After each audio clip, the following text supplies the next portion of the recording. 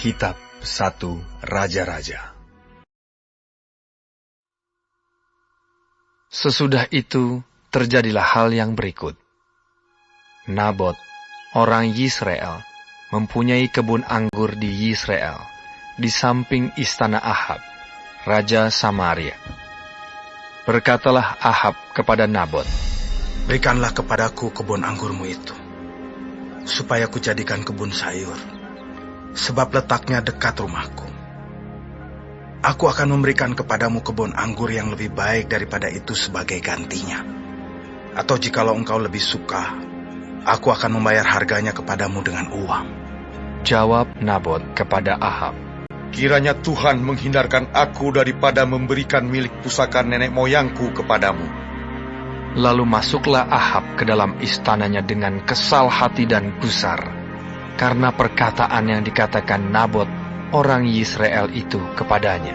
"Tidak akan kuberikan kepadamu milik pusaka nenek moyangku." Maka berbaringlah ia di tempat tidurnya, dan menelungkupkan mukanya dan tidak mau makan.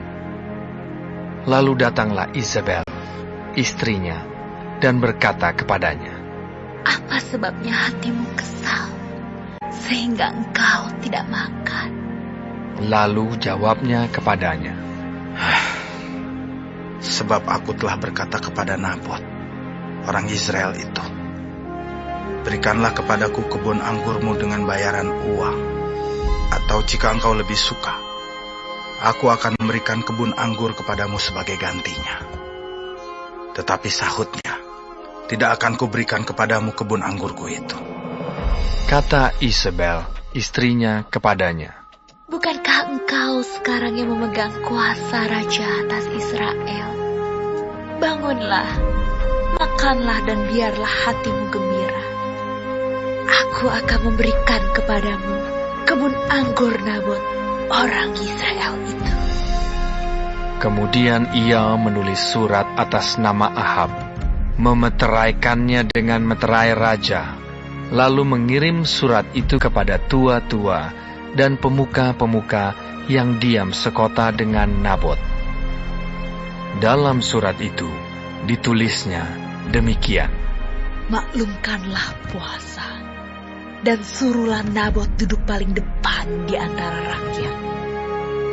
Suruh jugalah 2 orang dursila duduk menghadapinya, dan mereka harus naik saksi terhadap dia dengan mengatakan, 'Engkau telah mengutuk Allah dan Raja.'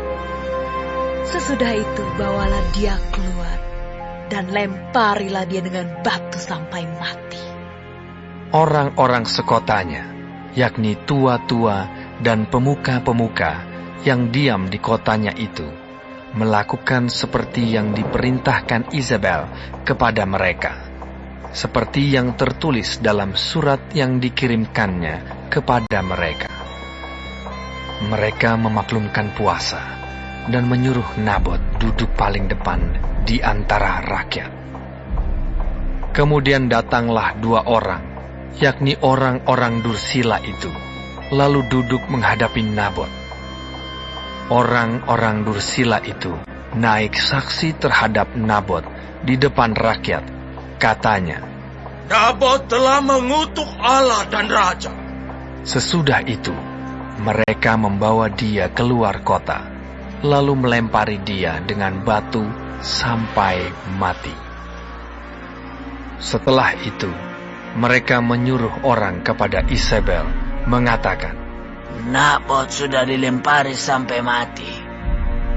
Segera sesudah Isabel mendengar bahwa Nabot sudah dilempari sampai mati, berkatalah Isabel kepada Ahab, "Bangunlah, ambillah kebun anggur Nabot orang Israel itu menjadi milikmu. Karena Nabot yang menolak memberikannya kepadamu dengan bayaran uang sudah tidak hidup lagi. Ia sudah mati." Segera sesudah Ahab mendengar bahwa Nabot sudah mati, ia bangun dan pergi ke kebun anggur Nabot, orang Yisrael itu, untuk mengambil kebun itu menjadi miliknya. Tetapi datanglah firman Tuhan kepada Elia orang Tisbe itu bunyinya, Bangunlah, pergilah menemui Ahab, Raja Israel yang di Samaria. Ia telah pergi ke kebun anggur Nabot untuk mengambil kebun itu menjadi miliknya. Katakanlah kepadanya demikian. Beginilah firman Tuhan. Engkau telah membunuh serta merampas juga. Katakan pula kepadanya, beginilah firman Tuhan. Di tempat anjing telah menjilat darah Nabot, di situ jugalah anjing akan menjilat darahmu. kata Ahab kepada Elia. Sekarang kau mendapat aku, hai musuhku. Jawabnya, Memang, sekarang aku mendapat engkau, karena engkau sudah memperbudak diri dengan melakukan apa yang jahat di mata Tuhan. Sesungguhnya, aku akan mendatangkan malapetaka kepadamu. Aku akan menyapu engkau dan melenyapkan setiap orang laki-laki dari keluarga Ahab, baik yang tinggi maupun yang rendah kedudukannya di Israel. Dan aku akan memperlakukan keluargamu sama seperti keluarga Yerobeam bin Nebat dan seperti keluarga Baisa bin Ahia, oleh karena engkau menimbulkan sakit hatiku dan oleh karena engkau mengakibatkan orang Israel berbuat dosa. Juga mengenai Izebel, Tuhan telah berfirman, anjing akan memakan Izebel di tembok luar Israel.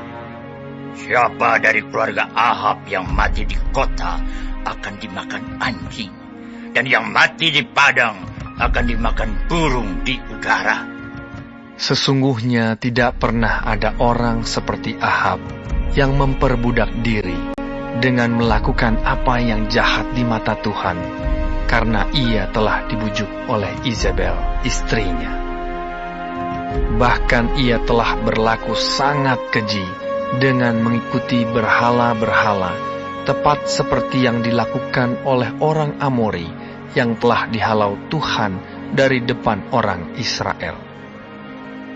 Segera sesudah Ahab mendengar perkataan itu, ia mengoyakkan pakaiannya, mengenakan kain kabung pada tubuhnya dan berpuasa. Bahkan ia tidur dengan memakai kain kabung dan berjalan dengan langkah lamban. Lalu datanglah firman Tuhan kepada Elia, orang Tisbe itu. Sudahkah kau lihat bahwa Ahab merendahkan diri di hadapanku? Oleh karena ia telah merendahkan diri di hadapanku, maka aku tidak akan mendatangkan malapetaka dalam zamannya. Barulah dalam zaman anaknya, aku akan mendatangkan malapetaka atas keluarganya.